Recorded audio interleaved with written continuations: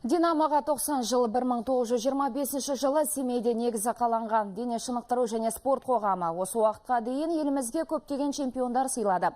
Мерейтойды алдымен Алматыда ауқымды түрде өткерген динамолықтар 17 елдің өкілдерін арнайы шақырған болатын. Ал бұл жолғы салтанатты шарада отандық спорттың дамуына елеулі үлес қосқан майталмандар арнайы төс белгімен марапатталды. Қазірдің өзінде осы спорттық ұйымның мүшелері халықаралық аренада ел намысын абыроймен қорғап жүрген шеберлер. 90 жылдығы барша әскери осында жұмыс істейтін жігіттерді бәрін құттықтаймын, мүшелерін құттықтаймын, жаттықтырушыларымызды құттықтаймын шын жүректен. Тек осы бейбіт өмірде өмір сүре берейік. Бұрын бізде мысалы үшін осы Қазақстан бойынша көп қоғамдар болған. Қайрат, Буравешник, Локомотив деген қазір осы қоғамдардың ішінде ең қалғаны Динамо, жаңағы орталық әскери клуб, екі қоғам қалды. Қалғанның бәрі қазір олардың бәрі енді қызмет жасамайды.